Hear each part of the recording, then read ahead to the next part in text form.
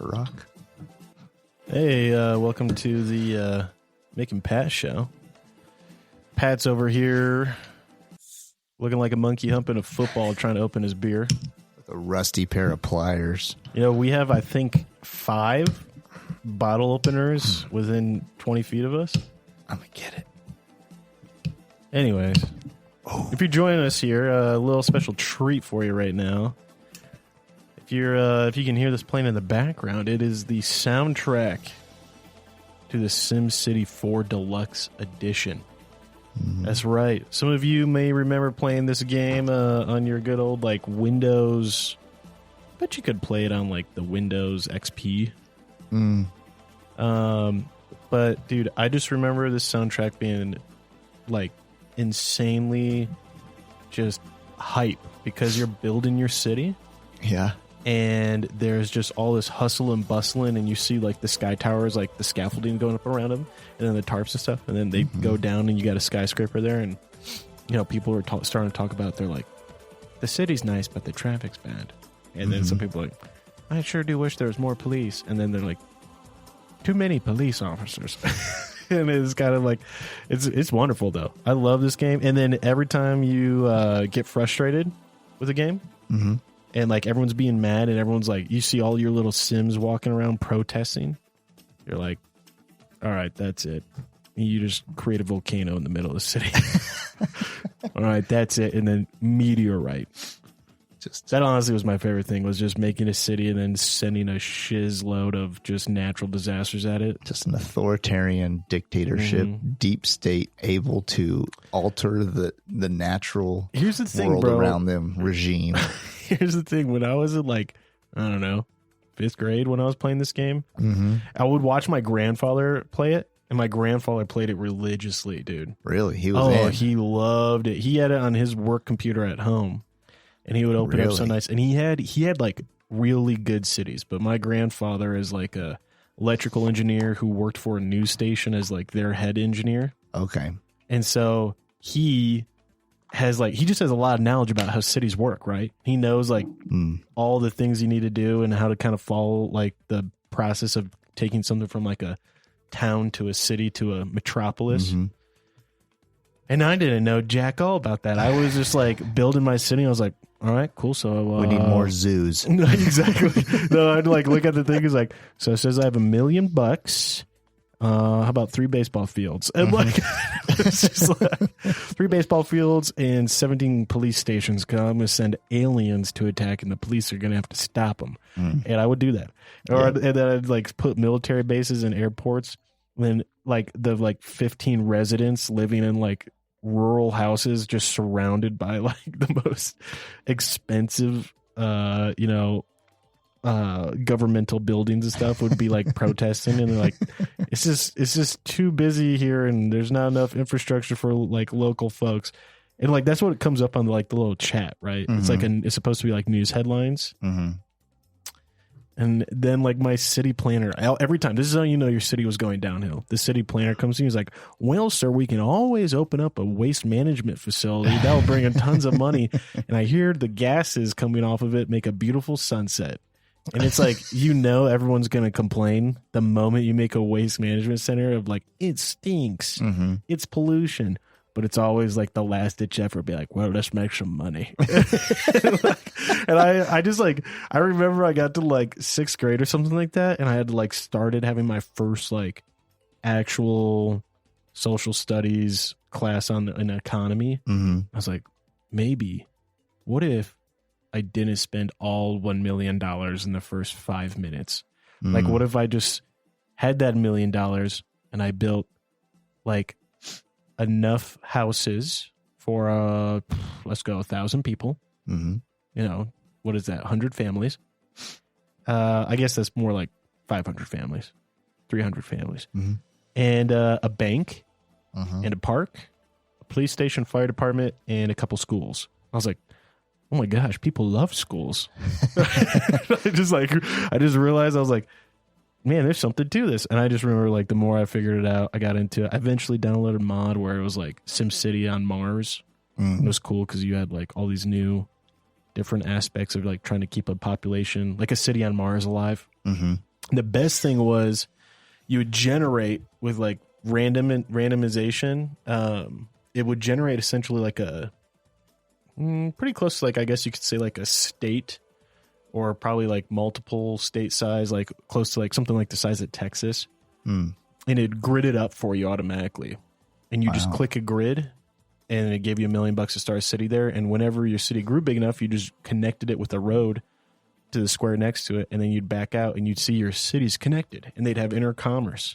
And eventually, I saw ones where people essentially made like literally wasn't the whole United States, but it kind of looked like it. And I was just like, wow, this is sick. You could just download it and open it in like your own game. It was pretty baller. I really want to play it again, but it's been so long that I'm afraid the memories are better than the game. Right. Like that's a pretty old video game. Yeah, I think it probably came out in like 2005. Probably like 2002, 2003. Like before the iPhone. Oh, 100%. 100%. So like old. Yeah. Yep. It sounds like most politicians should have to play that game. You must sustain a city in SimCity 4. In a simulation. And like they're not told that like if you drop a meteorite on the city out of frustration, you are disqualified. Like no one's warned that. Yeah. They're just like, sorry, you didn't pass. And they're like, why not? Did it have something to do with the 15 earthquakes I generated because they wouldn't pay their taxes? Yes. Nothing like a good natural disaster to whip the people back into shape. Why won't the military go and extort them? Why isn't it working, sending them door to door? There should be an option for that.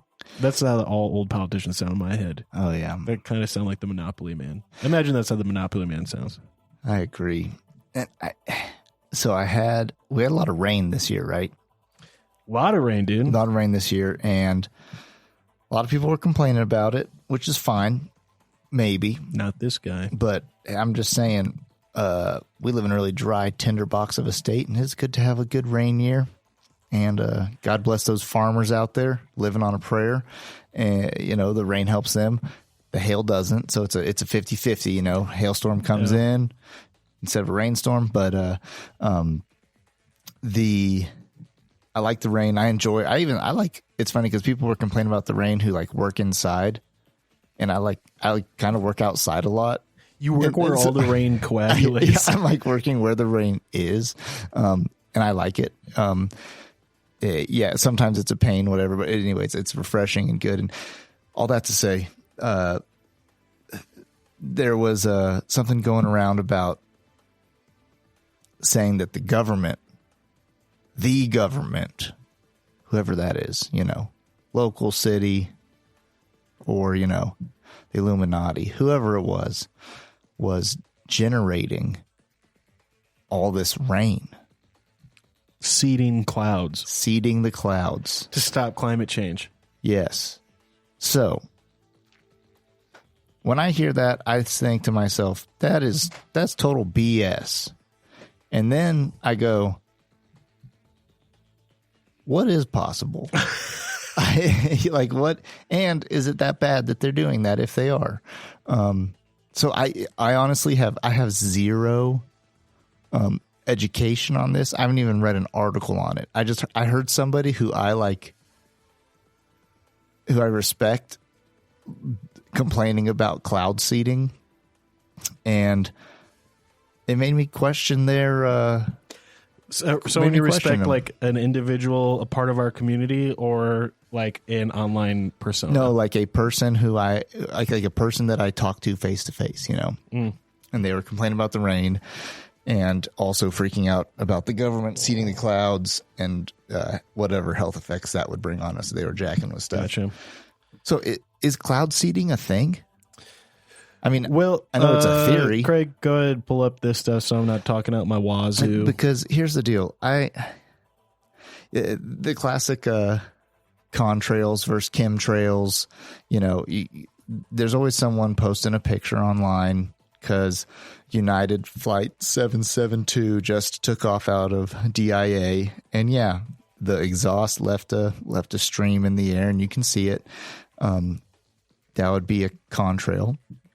But then there's, a lot of theories out there about chemtrails, and chemtrails being the government or whatever big organizations throwing chemicals out into our atmosphere to, to do their thing, to alter the weather, maybe all sorts of applications for it as far as you could go.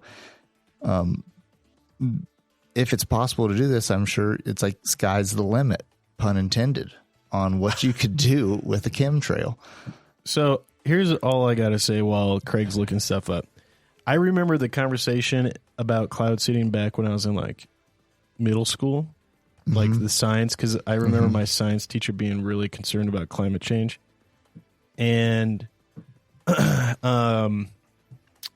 with that, one of the things that he was talking about was like cloud seeding. So in order to prevent droughts and stuff like that, you could seed clouds that would rain more. Okay. But there was like a lot of concern, if I remember right, about like the method for doing it and the chemicals. So yeah, so the theory's out there. Yeah. It's, that, and I have no idea the science behind it.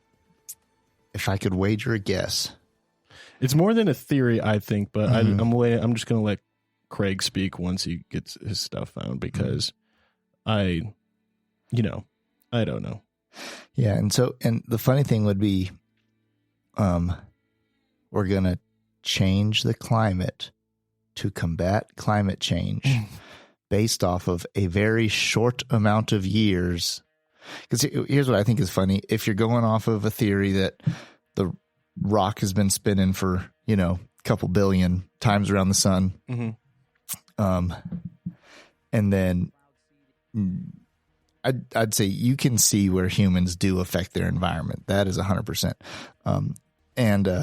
But at the same time, the big spinning rock has been through a lot of iterations. And so how much effect are we actually having on it, and how much what changes are just normal, what changes aren't the end of the world. Yeah, I mean, I'll say this too, like there is without a doubt, of course, climate change in regards to like weather patterns changing over time and things like that.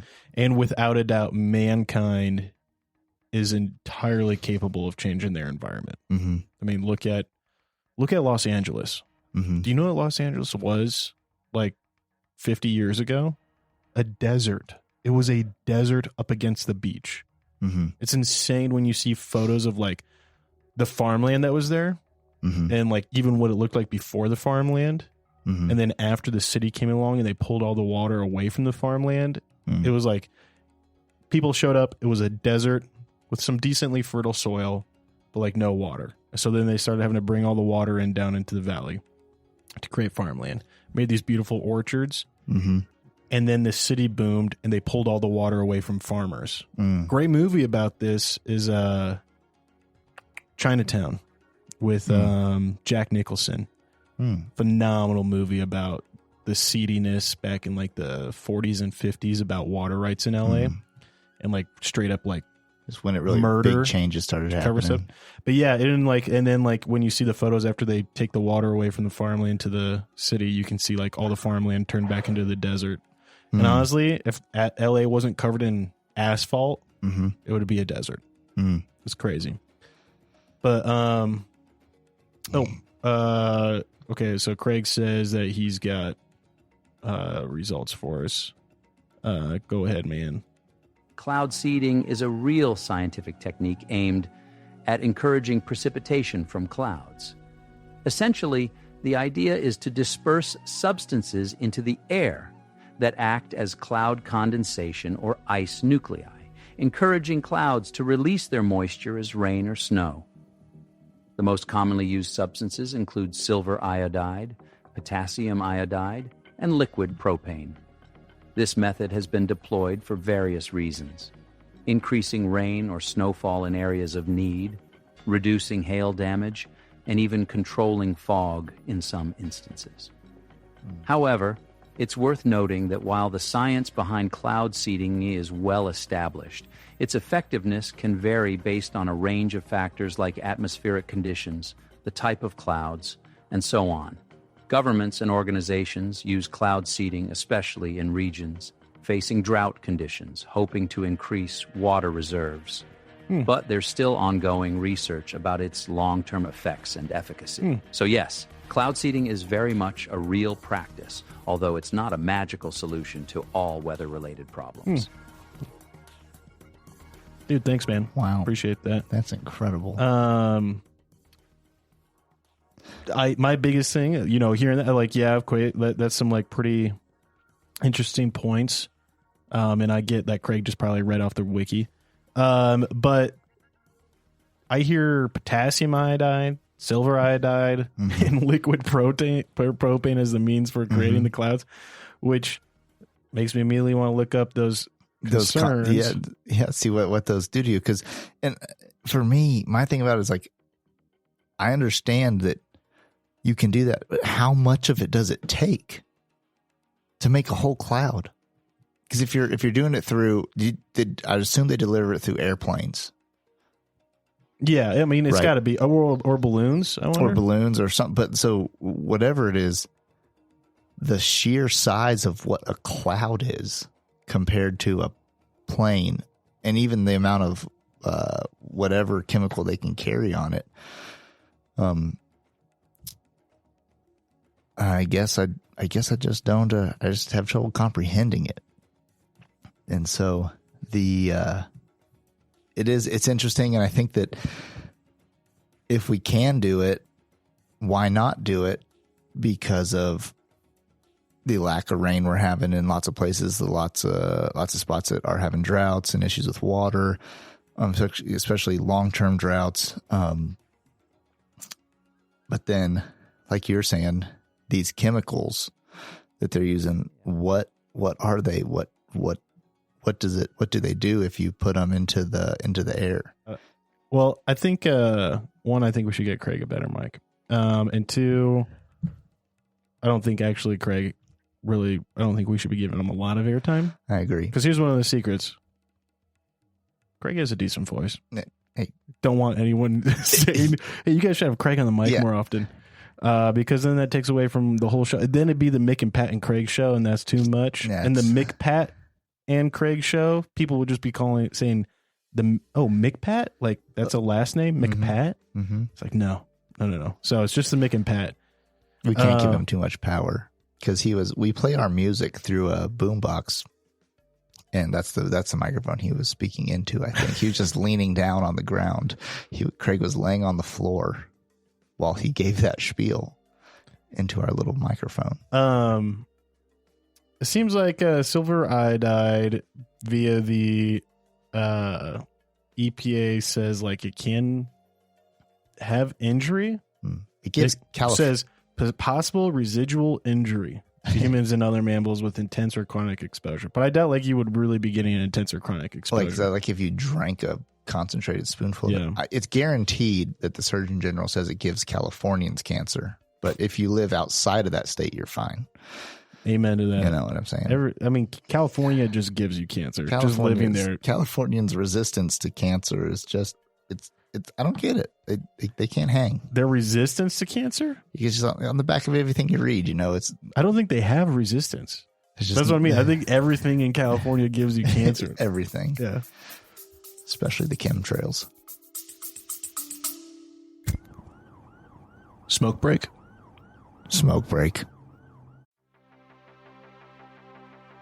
Hey, Ken, it's Mick, and I've got something important to talk about. We all hope we never find ourselves in a self-defense situation, but life's unpredictable. Enter the National Self-Protection Plan from Attorneys on Retainer, an actual credible law firm you can put on retainer for your self-defense needs. For just $35 a month, you get national coverage in all 50 states for criminal and civil legal representation in self-defense situations, complete with a 24/7, 365 toll-free emergency line. That's real legal support when you need it most. What's in the package? Bail bonds, scene cleanup, firearm replacement, even mental health counseling. Plus, 0 fees for a laundry list of defense-related costs like expert witnesses. So support the show and get yourself some peace of mind. Click the link in our show notes or visit our sponsors page to sign up for the National Self-Protection Plan from Attorneys on Retainer. Hey folks, Pat here. If you're like Mick and I, you're a fan of classic tales like Lonesome Dove, Blood Meridian, The Three-Body Problem, and Steinbeck's East of Eden. With Audible, you can dive into these epic stories anytime, anywhere.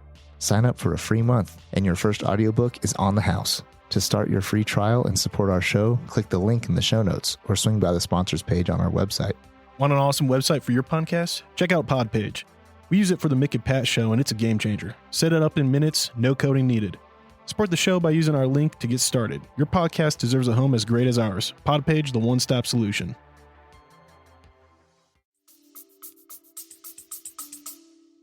But anyways, before Craig had his blurb, I was saying, I think that I've watched a lot of, I would say shunned climate scientists, I would say now, because they're no longer the celebrities they used to be. And if you're a big fan of like the John Stossel report, do you like John Stossel?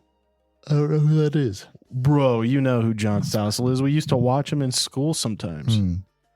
John Stossel was like one of the best. He still is one of the best journalists of all time. And he was a part of, I think it was 60 Minutes originally that he did a lot of interviews on. But he's like known for having really wonderful, unbiased interviews with people and asking really hard questions and trying to give both sides to a perspective.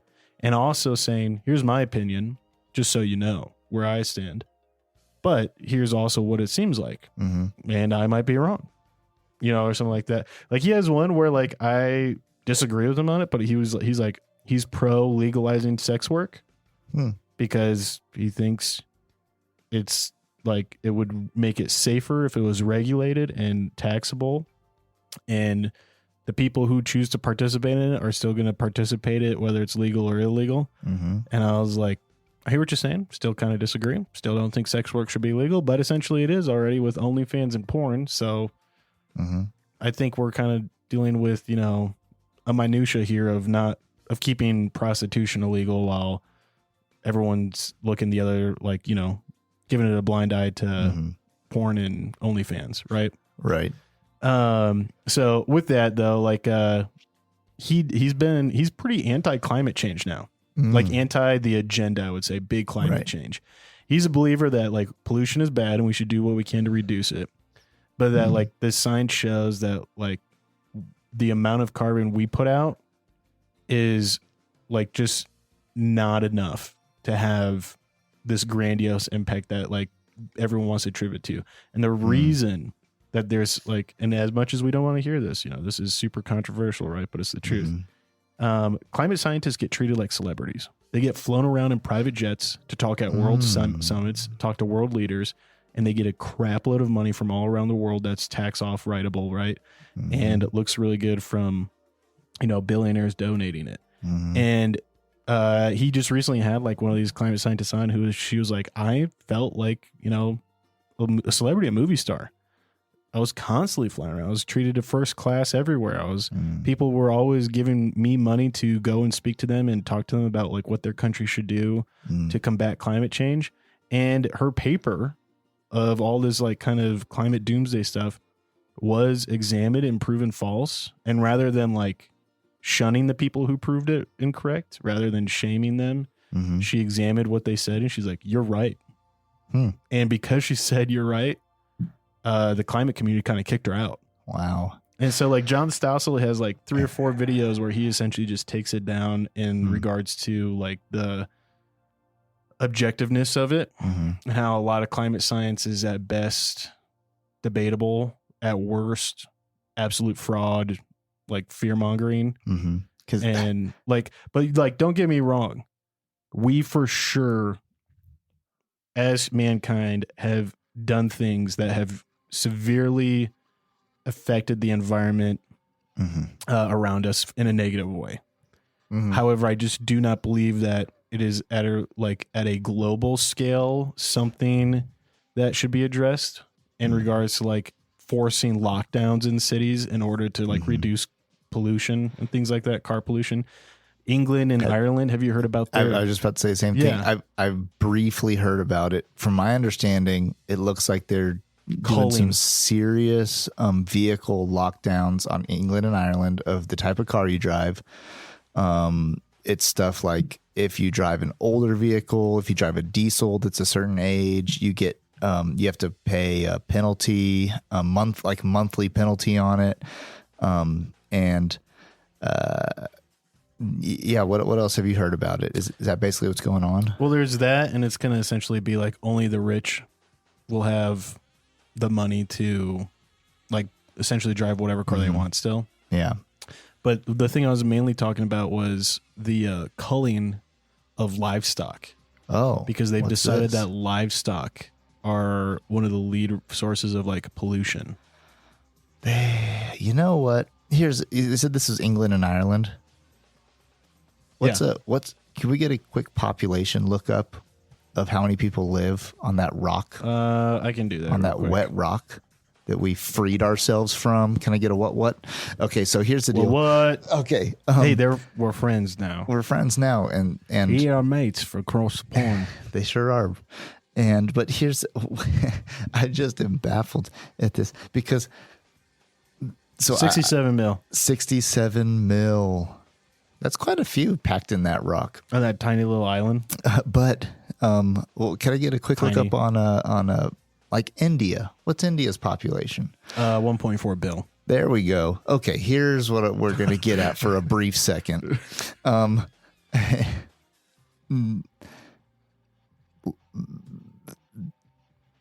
England cannot make a difference in pollution, even if they just decided to cull themselves. They cannot stop. Like every Englander, all of it. Shut down every factory. Stop breathing oxygen. Stop farting. Stop your house cat from eating birds outside. It doesn't matter. You don't have. It's such a. It's not going to make a difference when you have other countries with billions and billions of people that don't have rules and regulations of any form or fashion, and who don't. Have you seen the Ganges River, dude? I have seen videos of that river, and so you have, on one part of this, I'd say yes.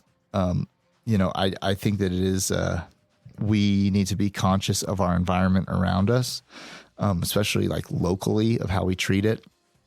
I think that there's a lot of alarmists out there on how we affect everything globally. And then if you want to have a global debate about it, we really need to look at some of the other countries that have little to no regulations, major population density that has, huge carbon footprints. And so England's going to try their best to tax people for driving diesel trucks, and which is mostly going to be their farmers who make their food. And then also the get rid of livestock. It just sounds a little absurd to me. I mean, just think about this. This is really part of kind of the proposal, from the WEF, World Economic Forum, is to essentially remove, and I'm going to say this as not, conspiracy theorists as possible. This is stuff we can actually observe from their most recent conversations. Hey man, that's too quiet. It's just wild in my. Supposed to be. You can turn it down later. I'm trying to think. I'm trying to enjoy the soundtrack of SimCity 4. All right, here we go. For those wondering, the track right now is Rush Hour. Yeah, no kidding. It was getting me amped when I felt like I was in an Indian city of the hustle and bustle that was going on in my ears. But hey. So anyways, the proposal from World Economic Forum is essentially to move away from these huge carbon producers, livestock, like pigs and cattle, primarily cattle. And the idea is that we would be able to replace them synthetically with lab bugs. Bug mash. Dude, let's go. bug mash is real, bro. Have like you it's seen- not a joke. Like there is so much science looking into how to do it in a manner that could possibly like work and be tasty and whatever. And all that said, as someone who's also like very enthusiastic about survivalist stuff, bugs, excellent source of protein, excellent source of like all the nutrients you need to survive in the wild if you're like without food. In a pinch, let's go. Yeah, but tell me how it's not elitist to make beef so expensive that only the rich can bat their eyes at it and buy it whenever they want. And the poor man could never afford a burger, let alone a steak, and is going to have to eat bugs. Like this is some fucking like, oh my gosh, sorry, I shouldn't have sworn. I'm trying to get better at swearing. Listen, that's appropriate application of the word in that situation. Have you seen Snowpiercer? This is Snowpiercer, dude. I've seen everyone sees I've that. seen The Matrix, and I've seen that sludge that came out of that. Yeah. On that ship that they were eating. Yeah, dude. No, it's absolutely insane. Also, in The Matrix, the animated prequels that they did was like a bunch of little animated shorts. Part of the things that made the machines become aggressive and start trying to kill humanity was that the government blacked out the sky with clouds, which is why the overworld's always cloudy, in order to try to kill the machines and rob them of sunlight. Because they're probably using solar. Exactly, and that's why they use humans now, because they said, "Oh, you don't want us to use the sun? How about we just start using you as batteries?" Yeah, human mash. And there's something. I don't know if I should be terrified or if I should just laugh at it, because you know what, it's happening. It is like there was. I was watching I think it was the German guy. Who's that German? Evil German He's man. the World Economic Forum guy. Yeah, dude. What's his name? Klaus? It's like he's just like you will own nothing and you will be happy. Yeah, it's like, you will rent everything and you will own none of it, and it will be the happiest you've ever been in your life. We will own everything. And we will allow you to use it. It's just like, dude, I don't know, like, that's really not the tone he had. He was like so excited. He's excited about it. He's like, me and my other World Economic Forum people who make decisions about the world economy, no one should be making those decisions. Oh my you know what I mean? gosh. But like, it's just like, it's like, so guys, we have new plan. It's very exciting. You know how you all love Netflix and you do not own any of the shows or movies? And you don't even want to buy or rent movies on Amazon anymore? You just want to use them on Hulu and Prime? So you don't even want car anymore. It's so expensive and it breaks down. So you just use Uber and you don't own the car. Well, what if you don't own anything? oh yes. What if you rent furniture? What if you rent carpet? What if you rent view out window? What if you rent bed? What if you rent food in refrigerator space? Yes. Their neighbor doesn't have fridge, so he rents fridge space out of your fridge. But you don't own fridge, so you can't tell him no. You'll be happier. You'll have no burdens. And think about, you rent everything. You don't have to worry about buying anything and never having use for it again down the road. It'd be great.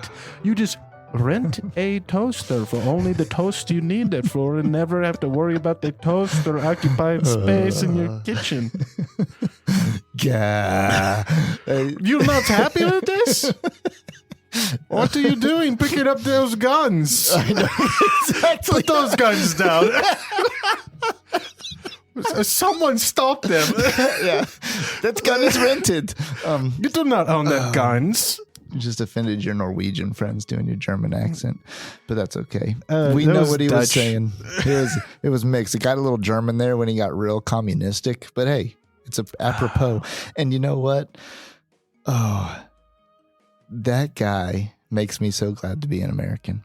And Yeah, I see shit like that. I'm like, not my woods. yeah, no, it's like we got a good buffer out here. Yeah. Oh my God. But I don't give a shiz who you are, what you look like, what your pronouns or what your preference of who you do the dirty with is.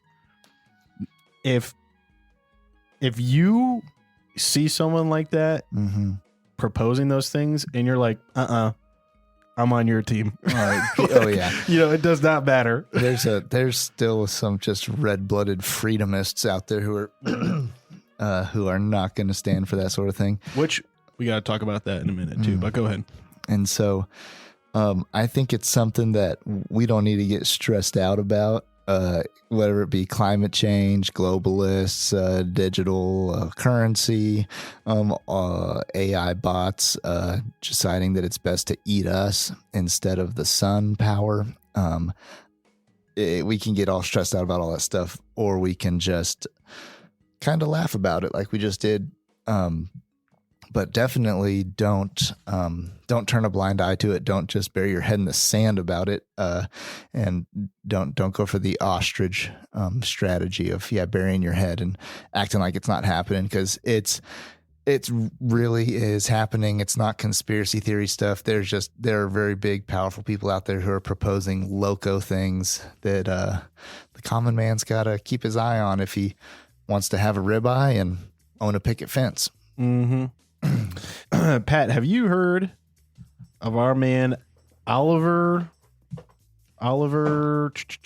Gosh, what's his name right now? Oliver Anthony, in his new song "Richmond, North of Richmond." I have heard of this man. Yeah, dude, Oliver Anthony is causing quite the stir, and I mean everyone's been talking about it, so I'm not gonna try to jump on this hype wagon, but I do think it's very relevant. His song and his music is really relevant to kind of our message here at the Mick Pat show. Of, I think he'd like it here. I think you would. I'd love to have him on. And I just think when he was, his music and his songs and in his interviews, he shows a very open-hearted kindredness to anyone who has experienced frustration with the way things are right now. Anyone who's kind of felt burned, forgotten by the system. And I don't think there's any anyone class, color, creed, orientation that hasn't felt that way.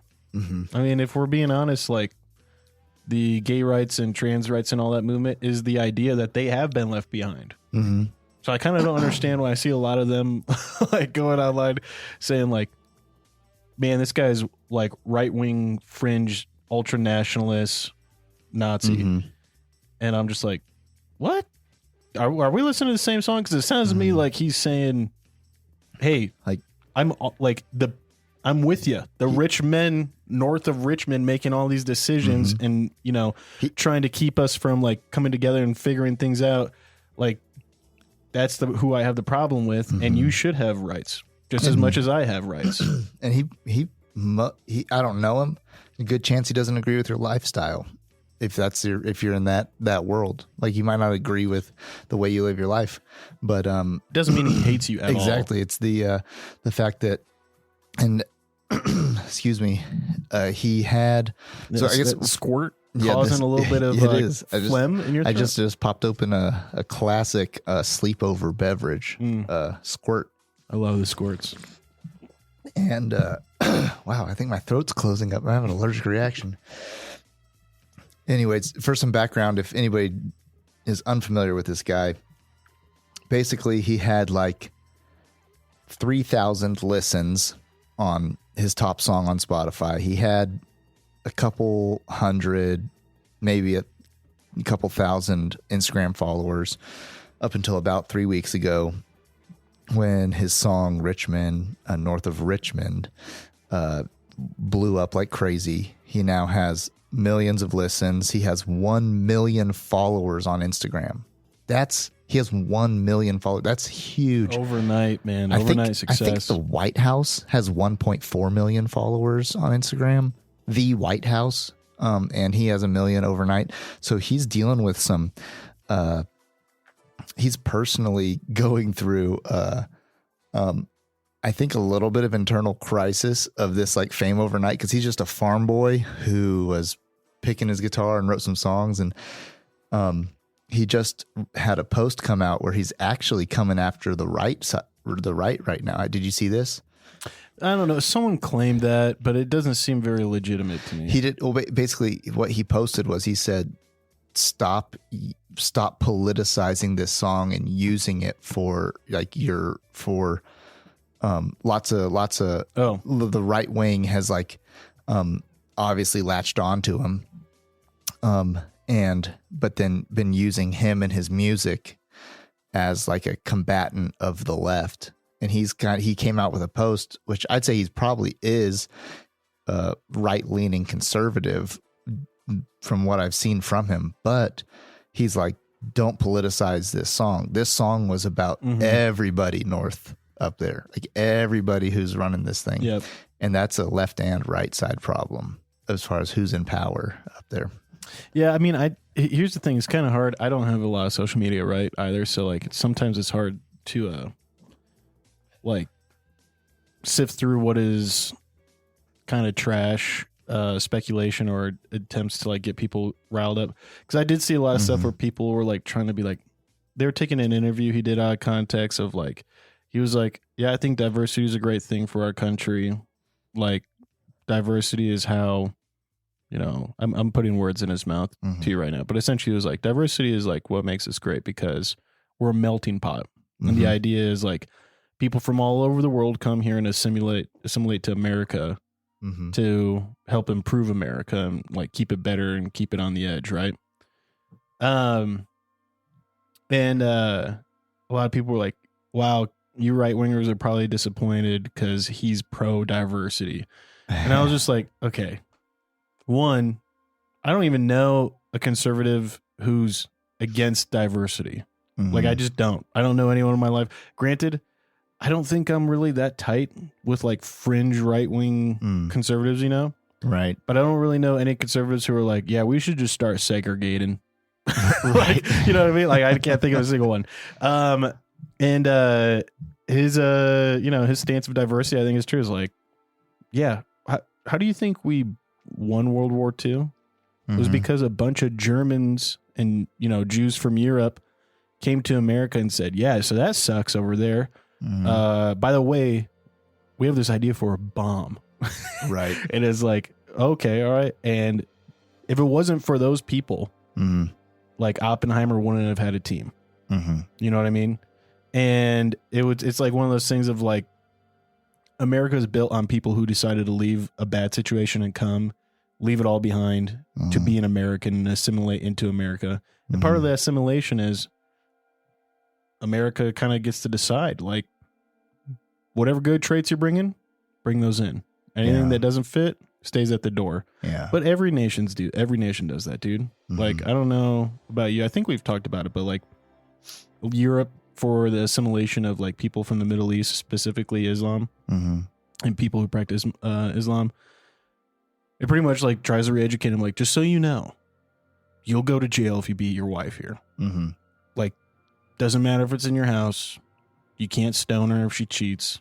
You can't stone your daughter if she has like, sex outside of marriage. Right. And like, there's like legit classrooms of like, you know, backwoods rural Muslims wondering like, the hell do you think you are to tell me I can't do that stuff? And it's just like, it's not, everyone points to those countries as like the model for America. I'm like, then why are you against America assimilating people and like being the melting pot? Right. And essentially that's kind of what he was saying. And everyone was trying to say, he's like anti, like also if you're conservative, you must think he's now liberal because he's pro diversity. I'm like, dude, I don't know anyone who would see that and be like, I don't know anyone who would see that and have a good argument counter to it. Right. You know?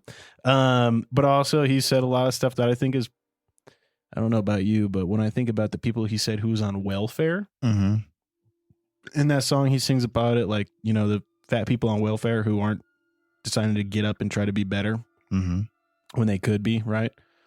Welfare exists for a reason. Most people probably don't need it who are on it. but like I think in myself, like I've heard a lot of people.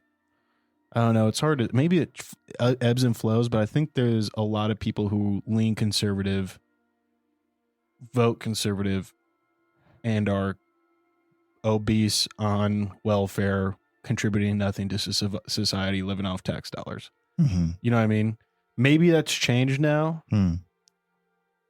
And maybe that's just an experience of like who I saw, like most people doing that, like who were like, you definitely don't need to be on welfare, but because you are definitely too fat and lazy to get up and go get a job. Right. Like but if you just got up and walked around your neighborhood and then applied for a job somewhere, you'd get it and you'd be able to do it.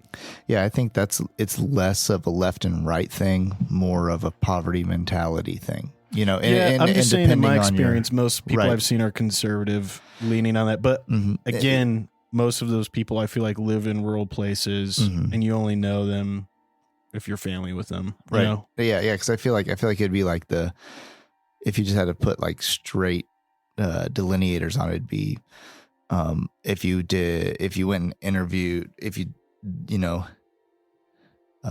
what do these people in the inner city look like who are on welfare and in a poverty thing, and then who are also like your trailer park type. Okay, who do they, both of them are, they're probably different sides of the political spectrum, but their mentality around, their that poverty mentality is, I think the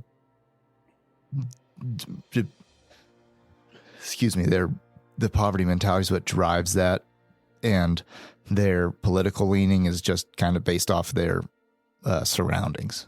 No, yeah, that's a good point. Because I actually did know quite a few like friends who lived inner city, Denver and stuff, and their parents definitely were hustling, and their parents were definitely on welfare. I even had a friend in high school whose mom and dad were on welfare, but slung a bunch of dope. Like just, I've never actually like seen anything come close to it. Like the amount of like just dope that they were slinging, and it blew my mind. And I was just like, I hear about this stuff, but they're like bricks of it. You know what I mean? And like, you knew the kid at school who'd sold weed. But like not like that. And so I just always, so you're right. There is like a lot of, and they were definitely not conservative. You know what I mean? So like, you're right. There's that. It is probably definitely more of a perspective of like poverty, lower middle class versus right or left. But anyways, I thought that was pretty crazy. His other songs though, I've really like enjoyed listening to his other music. Like he has one that's called I Want to Go Home. And bro, dude, it's like, it's not like, it's really not like suicidal as much as it is just like praying to God to not wake up tomorrow, which is, you can be semantics there, but like as a believer, I've never really like gone close to putting a gun in my mouth. Right. Like, but there has been times where I've been so bummed and sad where I was just like, Lord, I really wouldn't mind if like I closed my eyes tonight and I woke up in heaven, strike me by a bolt of lightning. I don't know, Donnie Darko this shit and have an airplane engine fall through my ceiling. Yeah. But like, and that like is most often like when you're heartbroken over a chick or something, or, you're so overwhelmed with, school finals or whatever it may have been at the time and you're overstressed. But like that song, there's just in the lyrics, I was like, man, this guy really gathers that feeling really well, like better than I've ever heard in a song of like, the desire to go home and be at home with the Lord. And he had a line in it too that I thought was really good, and it made me think about like how we've talked about like we have all our friends who've walked away from Jesus, and they wonder if they ever really were like believers at all. And he had this line in his song is like asking if anyone's still praying, if anyone does it at all. And it hit me because I was like, yeah, sometimes it really does feel like, man, it's really just a few of my friends who I think still pray every day. Mm-hmm. And I would wager a majority of the ones that, I would have expected to still be praying every day haven't prayed in years, Yeah. And it's kind of, it was just like one of those things that really captured kind of that feeling of loneliness, isolation, and not being suicidal, but also knowing that if I believe in God, if I believe in heaven, then it's got to be better than this, So it was. He's just very poetic and very good at capturing emotions in his music. Yeah, I think that's why his song hit so many people. I got that song texted to me by like 4 different people. I'd already seen it, and like 4 people. And did I text it to you? I feel like I did probably. You may have, but I had like people who like really never send me music. Like they were sending me his song, and it was like all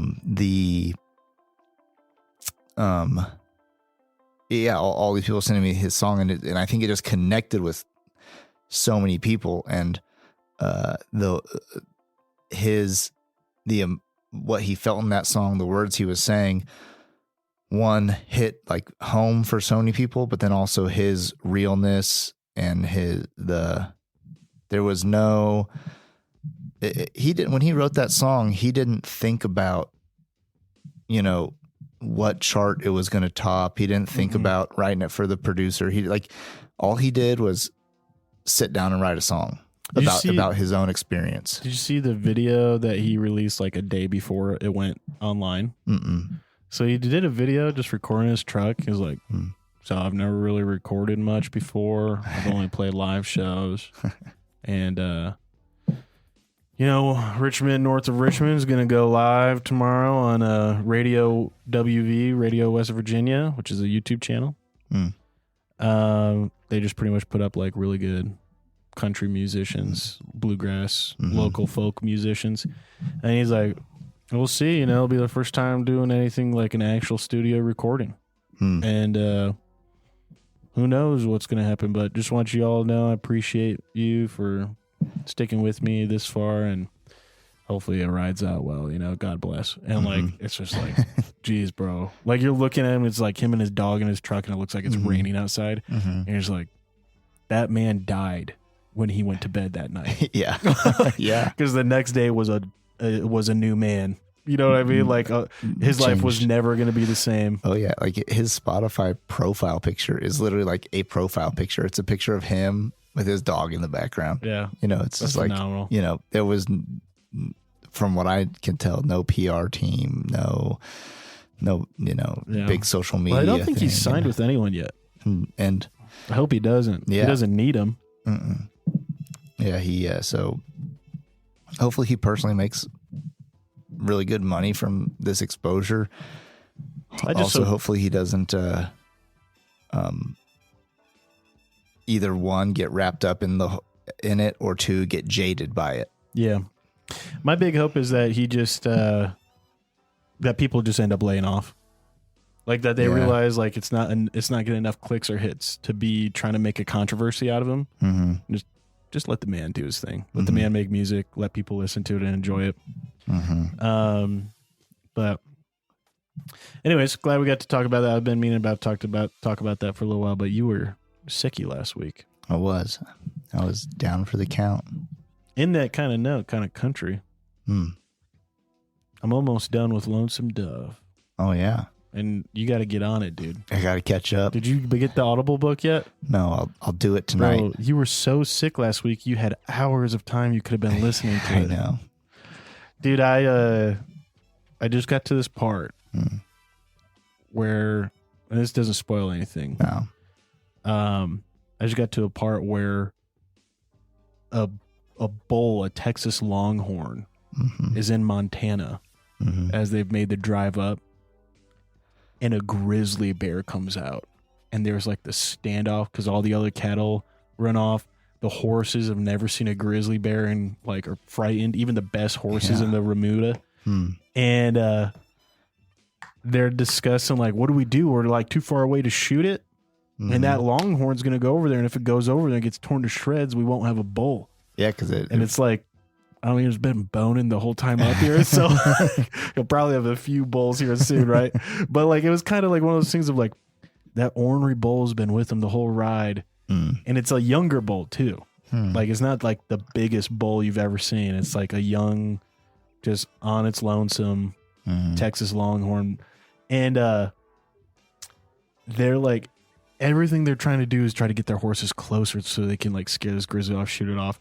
And the horses just won't do it. They're even like bucking their riders off, which is kind of interesting because you never really see that portrayed right. And then the Longhorn's pawing at the ground and bellowing. And, you know, the grizzly's like on its hind legs and just...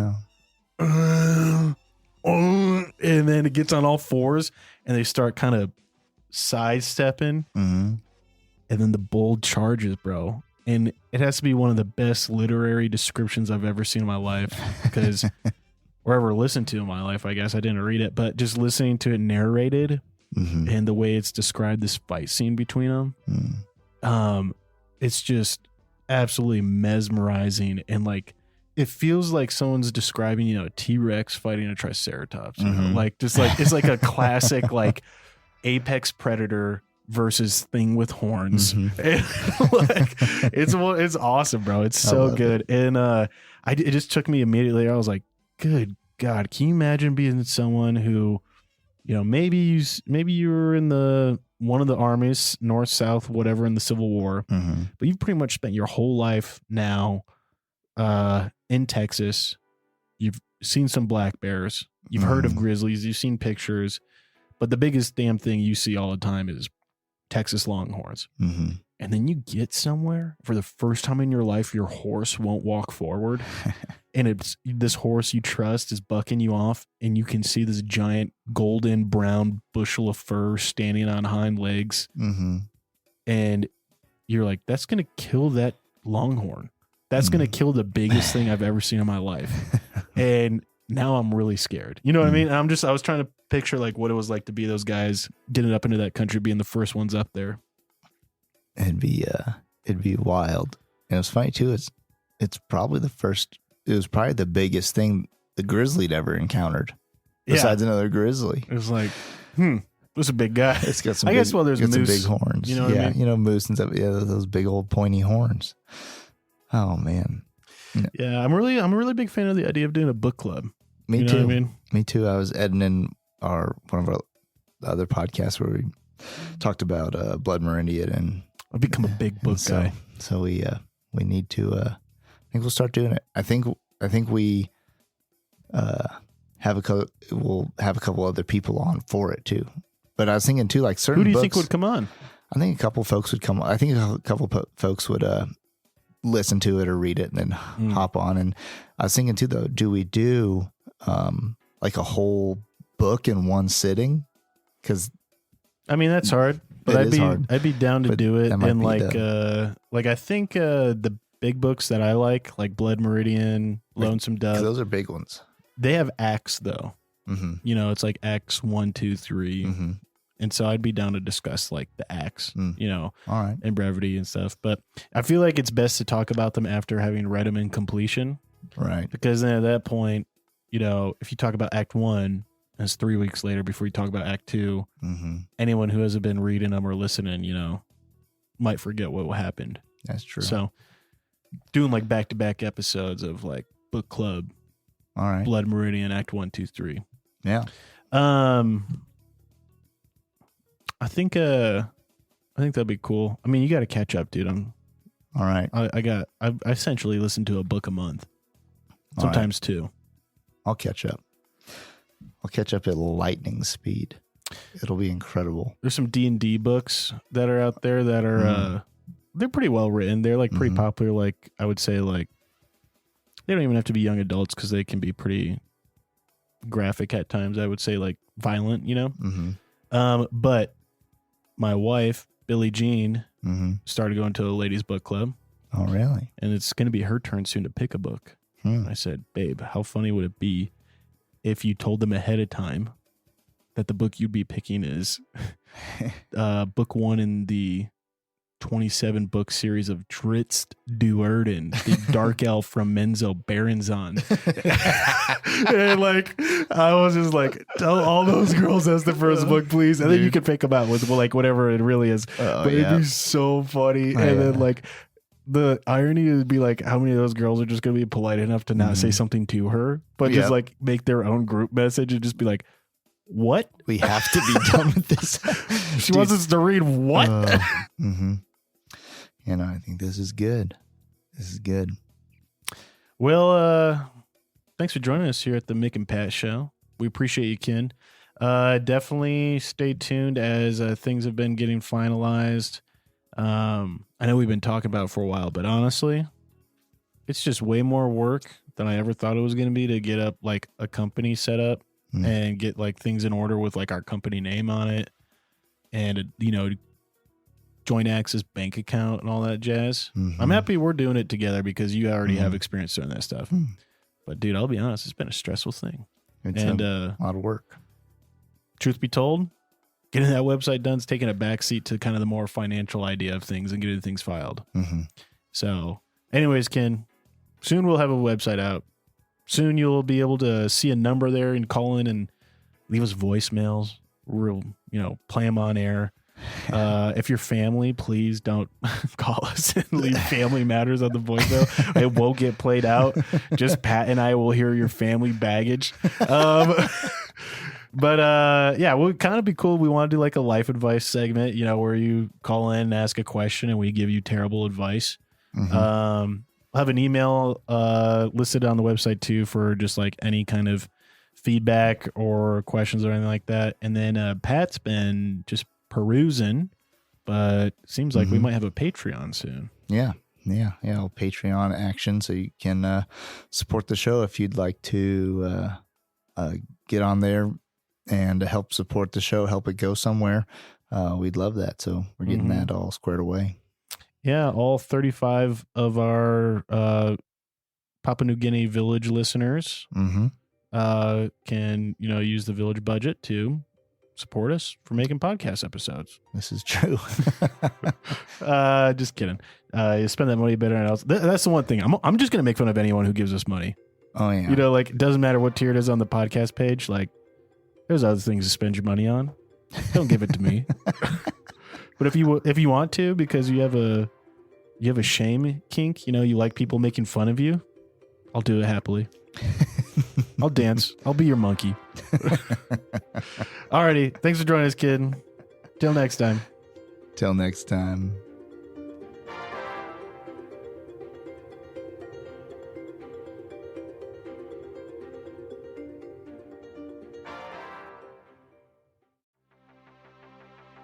Thanks for tuning in. If you love this episode, drop us a review. If you have qualms or comments, leave us a voicemail on our website. While you're there, check out our latest news, merch, and deals from our sponsors. Till next time, Ken.